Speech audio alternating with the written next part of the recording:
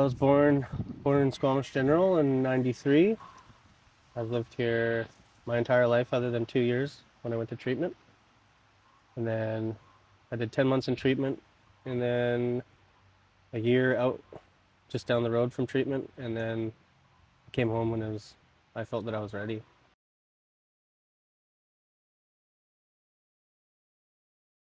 Yeah, I grew up in Valley Cliff. And then around when I was 8, we moved downtown. And then from downtown, I've lived downtown for most of my childhood up until I was 19, 20. Actually older than that, 20, 25. So you went to Squamish Elementary? Yeah, I went to Squamish, Valley Cliff Elementary, and then Squamish Elementary in Howe Sound. Okay. Yeah. And you graduated from Howe Sound? Yeah, barely. And what are you doing now? I am training to be an erosion and sediment control specialist.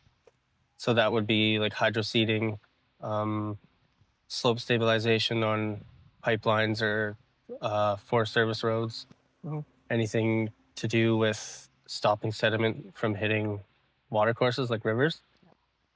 And I became very passionate about that. And now I'm getting to do it in Squamish. So it's a dream come true. What made you passionate about slope stabilization? The machinery, I love the machines and spraying like with the hydro seeders. It's a lot of pressure coming out of the hose. Like it's difficult, I think. And can be chaotic. So it's the challenge. It's the challenge of it for sure.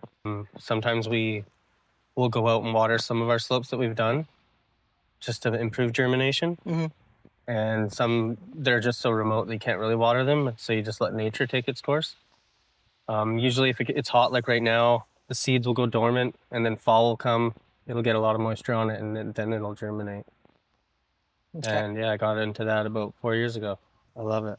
And now it's still like I've been with this company for 4 or 5 months. And I'm still in disbelief every day that I get to do it here. Because I have 2, 3, what have we got now? We just had another boy in October. So I have 3 girls and 3 boys. Wow. Yeah. Congratulations. Thank you. That's amazing. Good for you. Yeah, it would be nice to be closer to home. Yeah, it was ripping me apart. With 6 babies, for sure. I have a lot of cousins, so like my cousin Alex, we were like 2 peas in a pod every day, just like Hot Wheels every day. And then he moved to Britannia at some point in our childhood. So a lot of my childhood was spent in Britannia, which is like the best place to be a kid, I think. Like Crazy George was just across the street from us. We'd go down bottom to the Mountain Woman every day, get a tab. We had a tab on ice cream cones. It was pretty cool. Like it was good. Those were definitely the best days of my childhood for sure. My home life was really chaotic. There's like just a lot of domestic violence and stuff, so Britannia was like an escape for me. We played hockey in the street. Hockey in the street a lot. Baseball, just catch. So I never got into like organized sports until high school when I played for Howe Sound for I think 2 seasons, maybe even a season. But that was actually really fun too. But my interests were, I was just outside all the time. I was one of the outside kids, like back in the 90s and before the 2000s. That's all we were, like go outside and come back in till the lights were off. And did you get in trouble? Oh, often. Yeah. What kind of trouble? Me and Al, we lived in those buildings across from Westway Apartments. I don't remember what they're called, but there's like this little hill, and we always played Hot Wheels by the garbage can, and we pushed the garbage can down the hill. We dug a hole underneath the road, and then it was like I was a chameleon when I was a kid. Like felt like I had 2 different lives. Like I had so many different groups of friends that I would be a different person with one group of friends and a different person with others. And then, but like I think 9, I started like getting into smoking weed and stuff, and that was when like wrecking signs and smashing windows. When you were 9 years old? Oh yeah, around there, 9, 10. And then, but I was like the rule follower kid too. Like I didn't like to get in trouble, but I didn't like to get caught. We rarely ever got caught. I don't think we ever got caught. I don't remember ever getting the cops come or anything. So you were sneaky. Oh yeah, we were sneaky. Sneaky buggers. Okay. So then how did it progress? You started smoking pot at 9, 10. Yeah, and then probably alcohol at 12, and then kind of that was like I didn't realize it. Looking back, I realize now, but like I was a kid that wanted to drink every day. Like I was like, hey, let's go get a boot because we're underage. We'd have to get a boot from someone. But every day, I'm like, I want to get a boot. Let's drink. And everyone's like, no, what are you? It's a weekday. We have to go to school tomorrow. But I was like, I was full throttle if I could. Where'd you get the money? My grandma. Mm. So whenever my grandma gave me money, or I probably even stole it from my mom sometimes. Like booze wasn't that cheap when I started drinking, or it wasn't that expensive. So then, because I remember like if we had $10, we could get a 6-pack of the cheapest beer and a pack of smokes. So you started smoking as well? Yeah. How old were you when you started smoking? I was probably 10. I remember sitting in class in grade 7 with a bag of weed in my pocket. Sure knew, but I was so troubled that he just let it go. Didn't like I was already struggling so bad in school already, so I don't think he said anything just to keep me in school because I didn't want to be there. Was there any bright spot at school? Was there anything that made you think, okay, this is a good place to be, or you just didn't want to be there? No, I hated it. I hated sitting down all day. I didn't do well sitting down. I was always told to be quiet. I was one of the rambunctious kids. I still rambunctious. Got in detention a lot, but I would like skip. Like I was so behind in my classwork that one of my teachers, Mr. Parker, I think that was grade 7, he'd always try and keep me in class during lunch break, but I would just leave. And then like sometimes he would go and look for me, but I think he kind of just gave up. And that was when it was started getting bad. That was when like drinking was, yeah, grade 7 was when drinking kind of was getting bad. And then I was so unaware that I didn't realize what was happening. Well, my sisters had their own struggles going on, I think, and actually I don't think at that time my sisters lived with me. I was living with my mom. Nobody ever said anything to me. Oh, I would probably get in shit for I was getting shit for smoking from my mom because I used to steal smokes off her. Drinking all through high school heavily, got worse and worse. Got arrested a few times.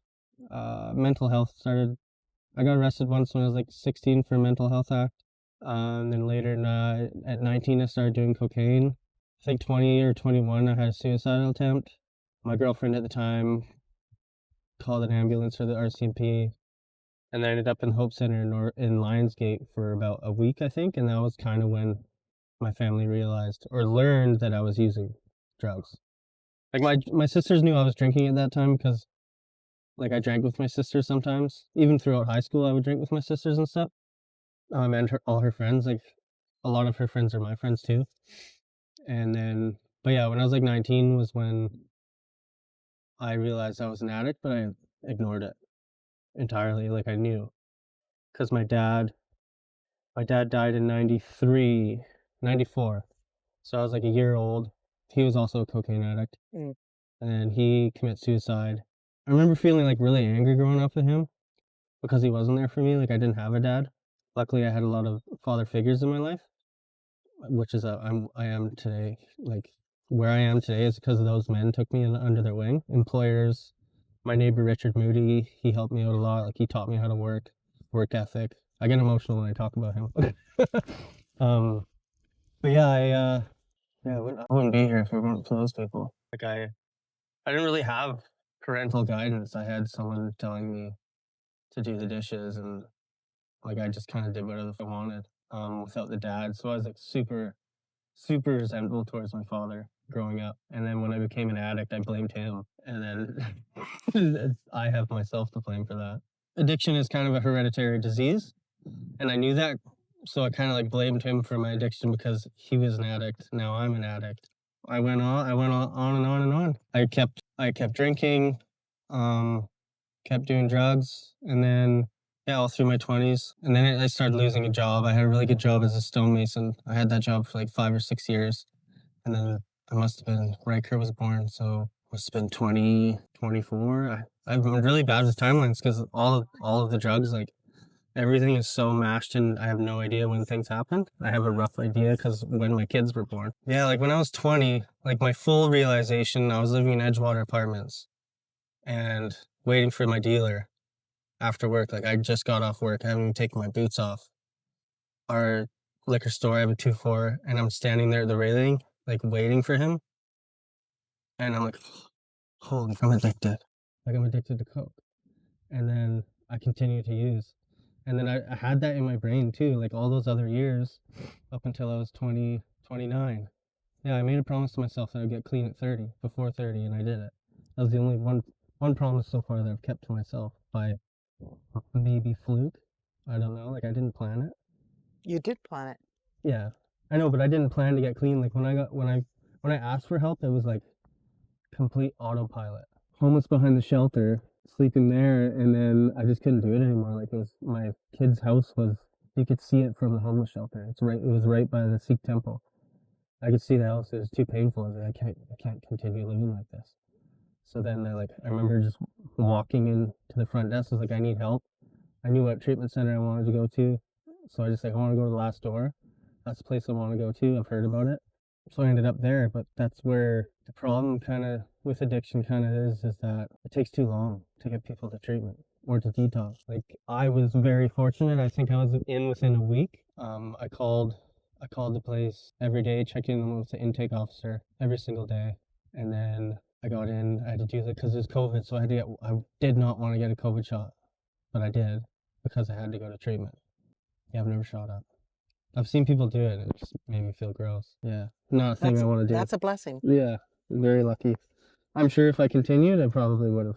The drug stopped working, and usually when the drugs stop working, you find other ways to get higher, or more potent ways, faster ways, more intense.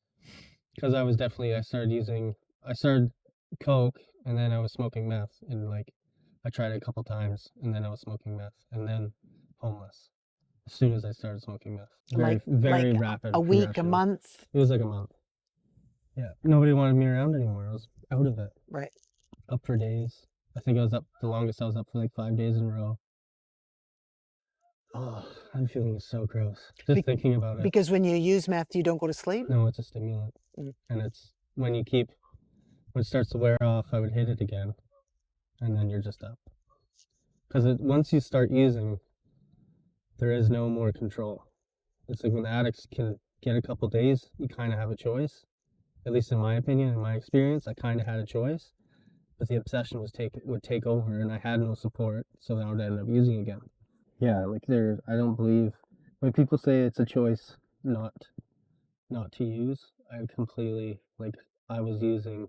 I wasn't in control. Like I was completely under the grips of addiction. I did not have. I was completely using against my will. Like I did not want to use. At the very end of it, I did not want to use every day, but I couldn't. I had no other way to cope or get rid of the obsession. So you were 29 at this point, Mhm. and you said, I don't want to do this anymore. Mhm. I want to have a relationship with my children at Mhm. least. Yeah. And I know where I want to go. I want help. Mhm. That's true? Yeah. And then what happened? So then I ended up having to go get a referral. That took like maybe 3 days to get a referral. I had to go to Vancouver Coastal Health. It took about a week in total to get me into treatment. And then, yeah, that next Thursday, it was probably on a Monday or something. The next Thursday, I was in a cab on my way to New West. And how are you feeling then? You're on that cab. What are you thinking? Scared. I was afraid. I feel like I felt like I made a mistake. Like I was like, oh, I didn't do the right thing. You should have kept I using? should have kept using. Because that was the only way I knew how to live. I was letting go of the only way I knew how to live. And then, yeah, I didn't feel excited at all. When you were using, did you have plans for the future? Or what, like No. how far in advance did you think? Day by day. Between drugs. How am I going to, like, even when I was using and I had drugs in my hand, what am I going to do tomorrow? How am I going to get high tomorrow? Okay. Yeah. So you're in the cab and you're thinking this was a mistake, Mm-hmm.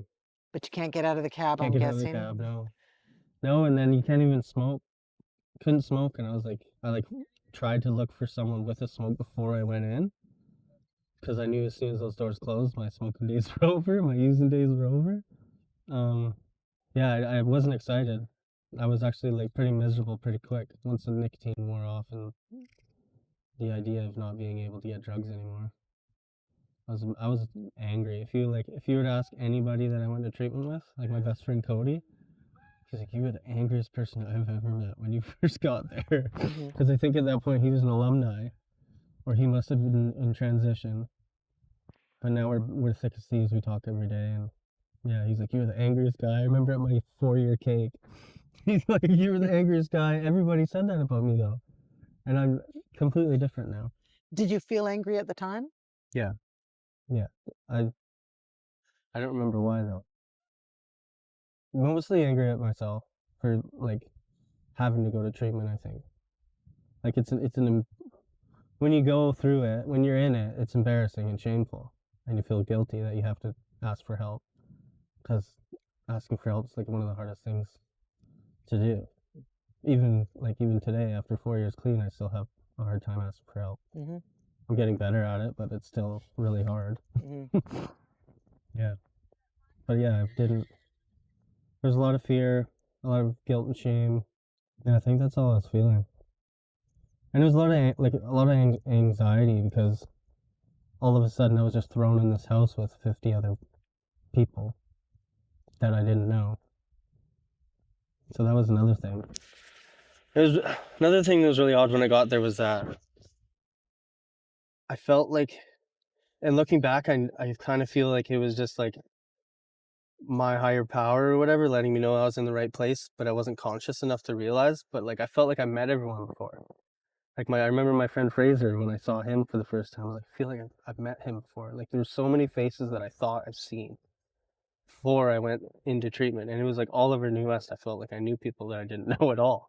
It was the strangest feeling. It was my time to get clean, and I actually get to do this, because not a lot of people survive. Did you get clean? Yeah. And so you got clean at that time? Yep. So you went in one time and you got clean? Yep. So far I'm holding 4 years and 7 months. That's amazing. Yep. That's remarkable. What support do you have now? I have my sponsor, which is also, he's a Squamish local as well. He's been here a very, very long time. He's about 20 years clean right now. Wow. And super grateful for him, because like what I needed when I came back home was someone from here. So like it was easier to relate to, kind of know the same people. And I have Cody is my main, I call him the most. I talked to him today, call him more than my sponsor. So you have those two people. Are you going to any support groups? I go to, I'm part of a 12-step program, Narcotics Anonymous. There's a meeting on Wednesday at St. Anglican Church behind London Drugs. And then there's one in the Lano Club on Saturdays at 10. And we're working on getting another one in under one roof. That's in the works right now. So could anybody just go in there and at any time? As long as you have a desire to stop using. And would you have ever gone in there if somebody would have said, hey, Riley, come on in this with me? Would you have gone? I did. I started out in the AA before I went to treatment. When I was trying to, like, my partner wanted me to quit drinking, and then I kind of just half-assed it, and then I'd go to the liquor store after the meeting sometimes. I had I think I faked 90 days or something in AA. Like I just wasn't ready. But yeah, I had the gist of the program. And then when I went to treatment, I was like fully thrown into the Narcotics Anonymous, because we did 2 meetings a day. And then Sunday it was optional. How long were you in there? 10 months. 10 months? Yeah, almost a year. Wow. Yeah. So what else changed in your life when you became sober? My change was very slow. My behavior, like I still struggle with like my intolerance, but my thoughts, even with it, like I have very high ADHD, and even with being clean, I've found ways to manage it. And then instead of using, like I think I was self-medicating a lot with my ADHD. That's why I was a stimulant user. I'm a hell of a lot better father. Like I show up to things now. I'm living with my children now. Back with the mother of my children. Like I'm employable. Showed up every day, never miss work. People can rely on me. I'm working on my integrity. I fall short on that sometimes when I say I'm going to do things, and like I flake on friends here and there, and that causes me guilt. Like I try not to do things that cause me guilt. So blowing people off causes me guilt. I still kind of yell around the house. I'm working on that right now. Like when patience is short. Um, but I'm not out every night, and I'm not gone from my children for 3 months at a time and stuff like that. So your life now It's compared completely, to pre-2020, mhm, is there's a comparison or no, there's no comparison? complete 360. I have my driver's license now. It's so weird. Hmm. I just got it June 1st. It took me that long because of the fear. Like, I hate tests so much. So I put that off for years and years, even after getting clean. So, like, yeah, like the process, everybody who begins in recovery wants everything right away, but it's like it took me 4 years to get my license because I had to work on myself, and I wasn't ready for that responsibility. And now I'm driving a $120,000 truck that I'm responsible for. It's not mine, but it's a company vehicle, but I get to drive that because I got clean, and people trust me with their equipment. Like, there's $1 million machinery that I'm in charge of.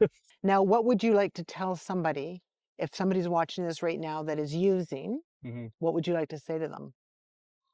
Try going to an NA meeting. I'm not supposed to promote it, but there's no judgment in, like, it can be difficult, but like if you want to get clean, if I can do it and the thousands of people before me, someone else can do it too. And there's someone else going through the exact same thing as you are right now too. Do you think that's true, that everybody's going through the same things? Or do you Like think with there's, the drug addiction and the yes, using and not being able to stop. or do you think some people have a unique addiction? No. Well, everybody's unique. Their experiences are unique. That's why we share on our experience. But like the difficulty to stop, I think, is all pretty much the same. Like trying to do it alone, it works for some people. I think some people don't like stop using on their willpower, and then there's others that find the rooms that I go to, and I just find this is the only thing that worked for me. The only thing that worked for me. And what about somebody who loves somebody that is using? Because you just said I shouldn't promote NA. Yeah, I'm not supposed to promote any. Why It's is in our that? traditions. Attraction rather than promotion. So like someone sees me living my life right now, and then they're like, "Oh, I'm attracted to what he has. Maybe I'll call him." And I have had phone calls from friends. I have a friend who's starting to get sober right now, and he's about 20, 25. So I'm kind of like trying to walk him through the process of doing it without treatment, Right. because which is hard for me because I went to treatment. I don't know how people do it without it. Like the way I was when I was getting clean, I needed someone to freaking hold my hand. Hmm. And some people just get clean by going on their own or going to meetings on their own. Like I've seen people take years just coming to our rooms and actually getting clean, and like it's mind blowing to me. It's mind blowing to me without, because I had counselors and then I had people pushing me to make friends and get vulnerable. Like when I was growing up, I grew up with my mom and two sisters. Like I didn't know how to talk to men. Like getting vulnerable with other men, it took me years to be able to do that. And now it's easy, but to be honest and open, because like that's all I ever did in addiction was lie, manipulate, and take. So if somebody loves someone, it's their family, their son, their brother, Mm-hmm. and they can see them going through what Oh you yeah. were going through, what would they do? Do you have any words of advice for them, or is it? The enabling needs to stop. Like giving them money, housing them. Like I think like my partner kind of enabled me for too long. I wish I don't. Well, I'm happy she did give me the boot because it's what got me clean. Like not being able to see the kids Right. because I was in such a state that I shouldn't have been around the kids. A lot of my friends that went through the same. Like their mom would give them money, and then they would go get high. Like and then they had a constant flow of enabling and just like having a full on tantrum because they're in obsession for drugs. And then their parents finally give in and gives them $20 for a hit or whatever. Like that, it doesn't work. And it's the same as what the government's doing right now too. Like free the safe using. I get it because the drugs are safe, but you're handing out drugs to an addict who, if we had better access to detox, more detox and treatment centers, and support for an addict who actually wants to get clean and faster intakes, I think we wouldn't be having such a hard time as the way East Van looks right now. Because they're being enabled. Enabling is the worst thing to do in an addict. Did you feel supported in Squamish? Like when you came back, like you got help here, but they sent you away. When you came back, did you feel like there was enough support? Uh, I already had, like, when I got out of treatment, I lived in New West for around 2 years, and I was working for a company on the Trans Mountain pipeline. So, and all of us worked for the same company. The people who was in treatment with, we all worked for that company. We all got hired from an alumni.